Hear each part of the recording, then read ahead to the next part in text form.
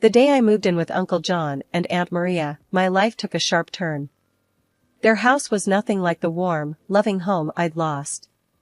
It was colder, stricter, a place where laughter seemed to echo with a hint of bitterness. Ellie, their daughter, met me with a stare that could freeze boiling water.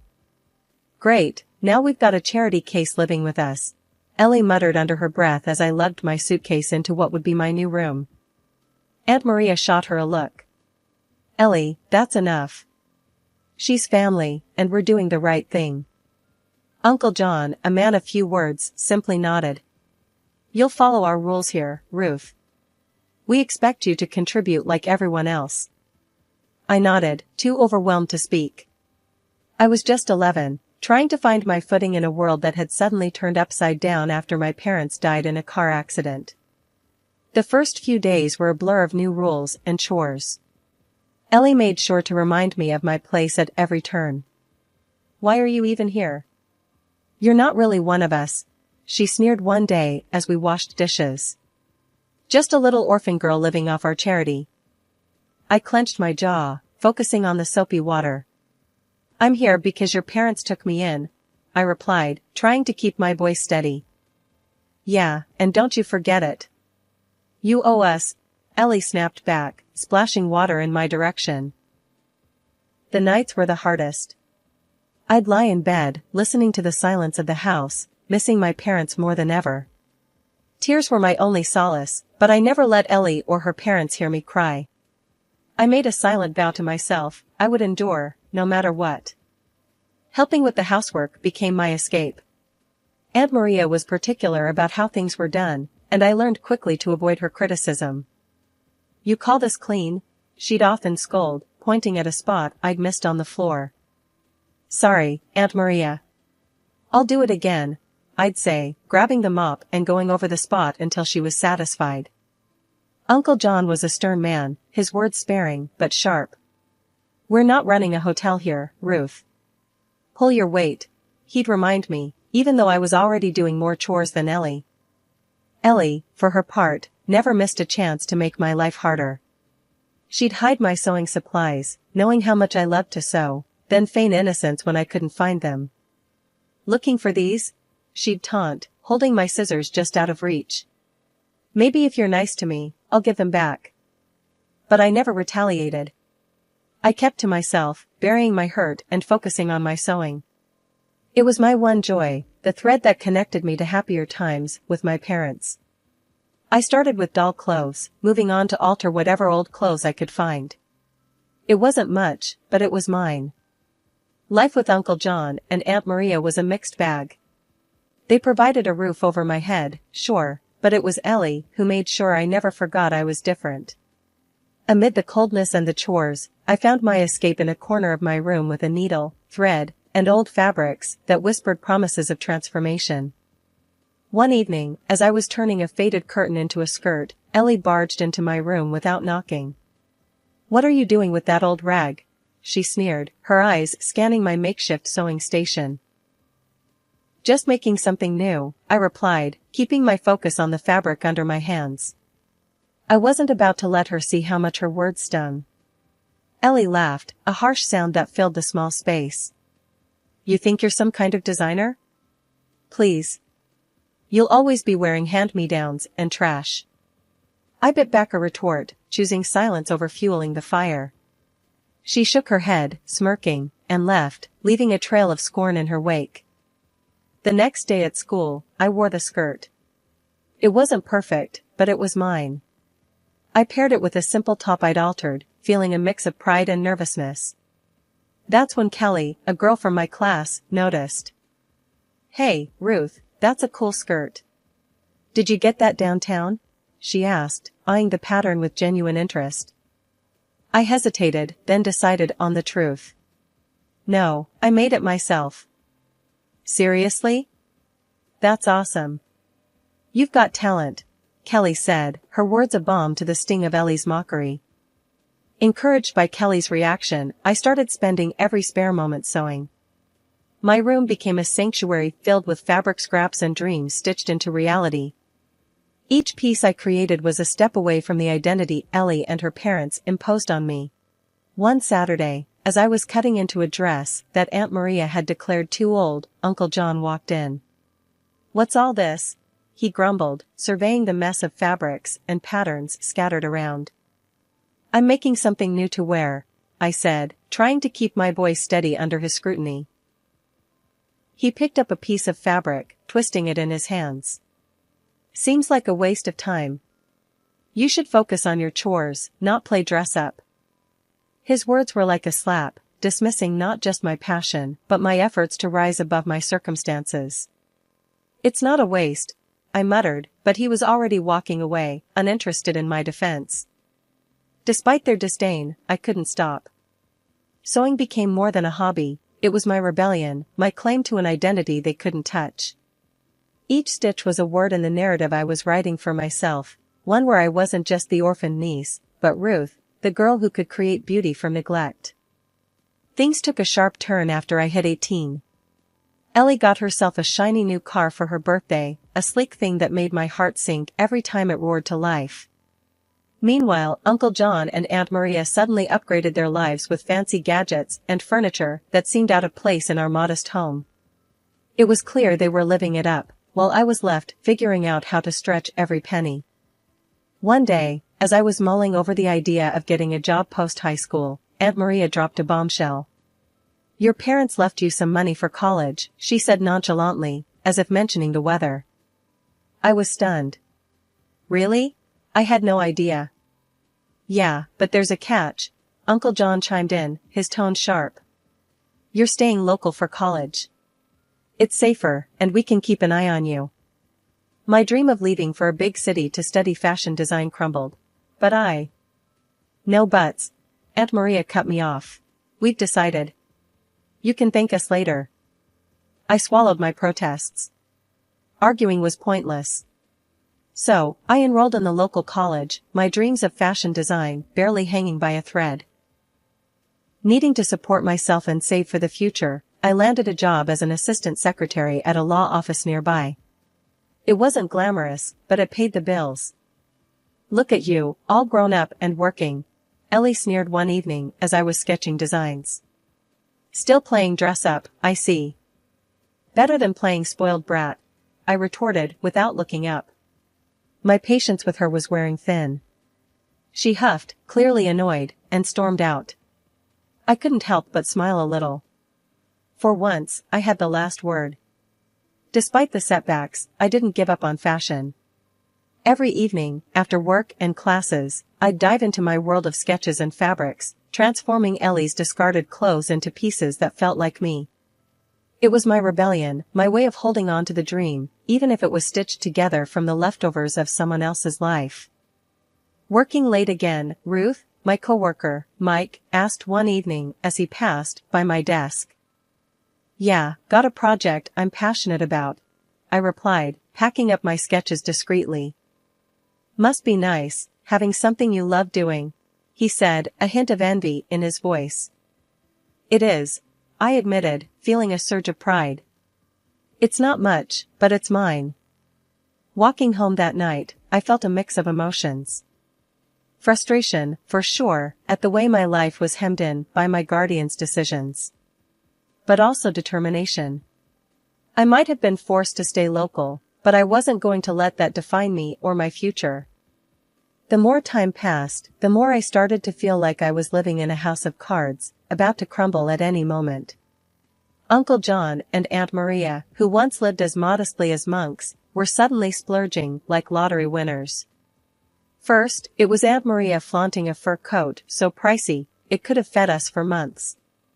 Then, Uncle John brought home a TV so big, you'd think we were running a cinema out of our living room. And Ellie, who never lifted a finger for work or study, was now flashing gadgets I'd only seen in glossy magazine ads. It didn't add up. I wasn't a genius at math, but even I knew our household budget couldn't magically stretch to cover luxury splurges. They were being dodgy about where all this cash was coming from, and it set my nerves on edge. One evening at dinner, with the new TV blaring some reality show in the background, I decided to poke the bear. "So, where's all this new stuff coming from?" Last I checked, We weren't hitting the jackpot every week, I said, trying to keep my voice light, but my words came out sharper than I intended. Aunt Maria shot me a look, her eyes narrowing. That's none of your business, young lady, she snapped, her tone icy. Uncle John, caught off guard, almost choked on his food. Coughing, he managed to say, well, I got a promotion at work. Yeah, that's it. A big one. Promotion, huh? I pressed, not buying it for a second. Must have been one heck of a jump to start throwing money around like this. Ellie, sensing tension, quickly chimed in with her usual snark. What's it to you, Ruth? Jealous much? Not all of us need to scrape by, you know. I clenched my fists under the table, feeling a mix of anger and confusion. Just curious is all. Seems weird, doesn't it? Suddenly, living like kings out of nowhere. The room went silent, the only sound coming from the TV's chatter.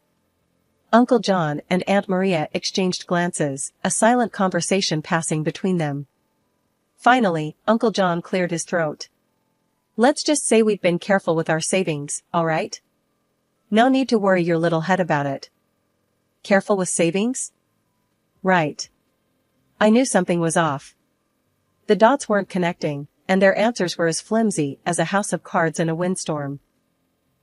That night, as I lay in bed, the pieces of the puzzle nagged at me. The fur coat, the TV, Ellie's gadgets, and the documents. Those endless documents they had me sign, always with the excuse that it was for benefits or some other vague reason. I trusted them, never bothering to read what I was signing. But lying there, it hit me like a ton of bricks. Could those signatures of mine be the source of their sudden wealth? The deception swirling around my guardian's sudden wealth weighed heavily on me, but amidst the chaos, a sliver of light shone through. Tom. He worked part-time at the law office, a law student with a sharp mind and a kind heart.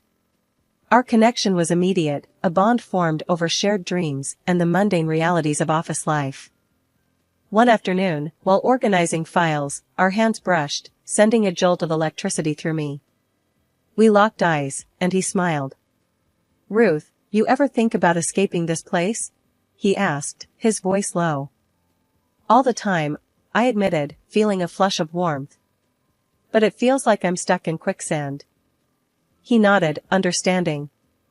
Well, if you ever need a partner in crime, you know where to find me. It was a joke, but it sparked something between us, a flicker of rebellion against the constraints of our lives.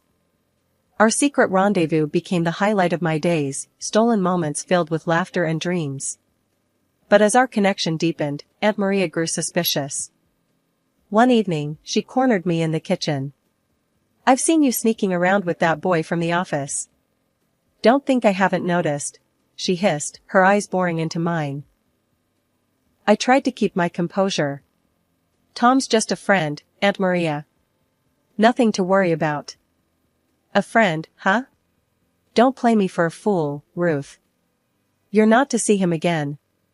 It's for your own good, she snapped, her tone leaving no room for argument. I was stunned. You can't control who I see or what I feel. Tom's a good person. Aunt Maria's face hardened. I won't have you ruining your future for some boy. You'll thank me one day. I bit my tongue, anger and frustration boiling inside. It was clear she wouldn't listen. From that moment, Tom and I knew we had to meet in secret, our love a forbidden flame that refused to be extinguished. Looks like we're modern-day Romeo and Juliet, Tom joked one night as we huddled in the shadows of a park, far from prying eyes.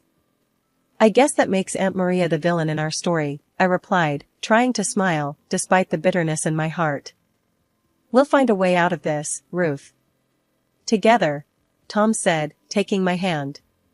His determination was comforting, a beacon of hope in the darkness. But our secret meetings couldn't go unnoticed forever.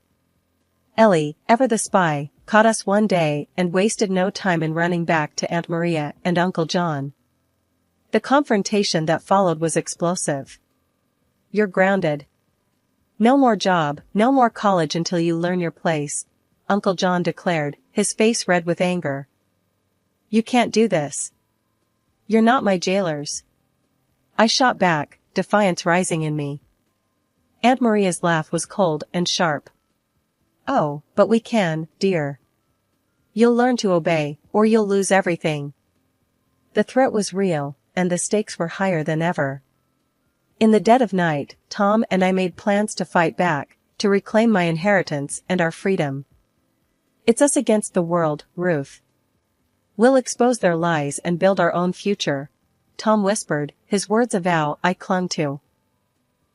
It was a chilly Thursday evening, the kind where the wind seemed to whisper secrets as it passed. Tom and I were huddled in the dim light of his tiny apartment, the only place we felt safe from Aunt Maria and Uncle John's prying eyes. The documents I had secretly photographed lay spread out on the coffee table between us, a silent testament to the betrayal I was about to uncover. "Are you sure you're ready for this, Ruth?" Tom asked, his voice laced with concern. He knew the weight of what we might discover. I nodded, my heart hammering in my chest. I need to know, no matter how bad it is. We started with the will of my parents, a document I had never seen before. As Tom read it aloud, the reality of their love for me, their hopes for my future, hit me hard. They had left me not just their savings, but also investments and properties, a legacy meant to secure my life. And there, in clear legal language, was the clause about my inheritance coming into full effect at 18. So, they've been lying to you, Ruth. All this time, Tom said, his voice tight with anger. But why? How could they just use me like this? The betrayal stung, a bitter pill to swallow. We dug deeper, examining the documents I had signed. Tom's legal knowledge helped unravel the complex web of deceit. Look here, he pointed out. By signing this, you basically allowed them access to your funds. They've been funneling your inheritance into their accounts. The realization hit me like a freight train. My trust, my loyalty, had been manipulated to fund their lavish lifestyle. I can't believe this. They told me it was all for benefits, for my college fund, I said, feeling naive and foolish. It's classic fraud, Ruth. And it's illegal. You have rights, Tom reassured me, his hand finding mine. The next steps were daunting. We discussed lawyers, legal battles, and the possibility of going public. The thought of facing Aunt Maria and Uncle John, exposing them for the frauds they were, made my stomach churn. We'll need evidence, solid proof that can't be dismissed, Tom said, already plotting our course of action. I was scared, more scared than I'd ever been, but the fire of justice burned within me. Let's do it. Let's expose them. I can't let them get away with this. The determination in my voice surprised even me. I was no longer the timid girl who had arrived at their doorstep, seeking refuge. I was a woman wronged, ready to claim what was rightfully mine. The plan was set. We would gather more evidence, consult with a lawyer Tom knew, and build a case that would stand up in court. It was going to be a long, hard fight, but I was ready. Ready to face the guardians who had become my oppressors, ready to reclaim my life and my future. The days leading up to the court date were a blur. Tom and I spent every moment poring over documents, meeting with our lawyer, Mr. Henderson, and preparing our case.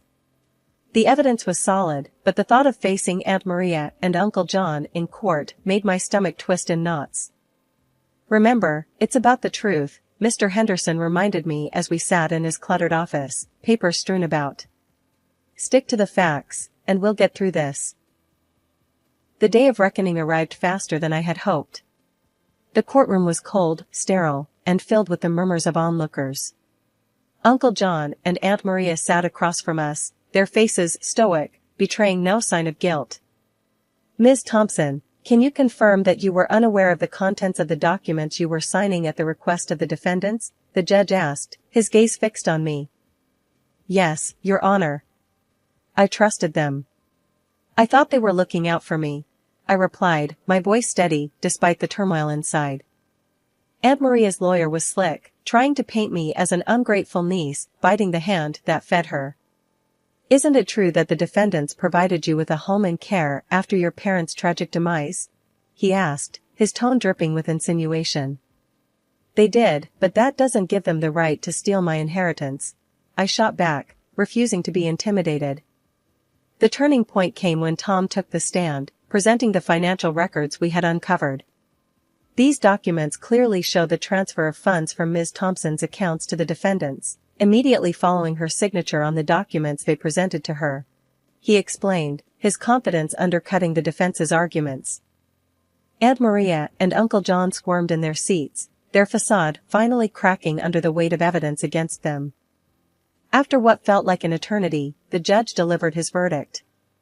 The evidence presented clearly demonstrates a breach of trust and fraudulent activity by the defendants.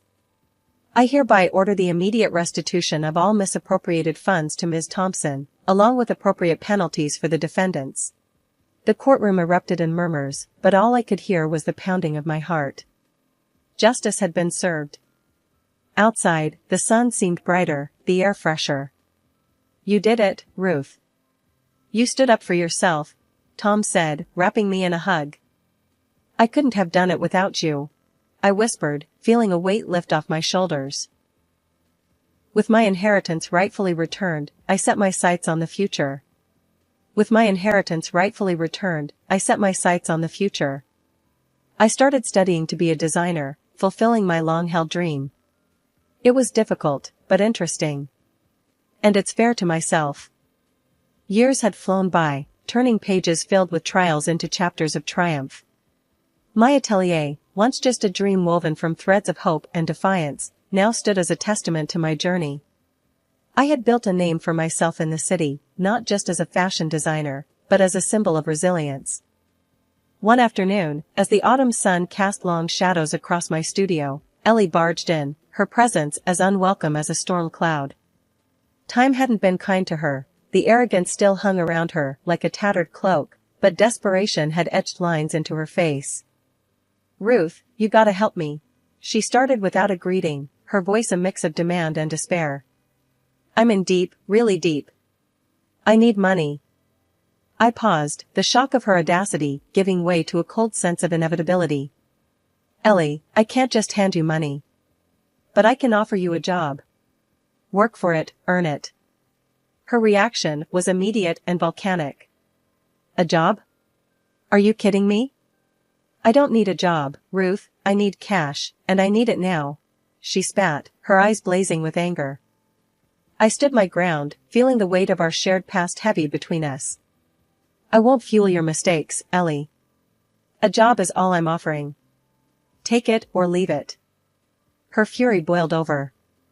You think you're better than me now, huh? Just because you play dress up for a living? She sneered, her words laced with venom. No, Ellie.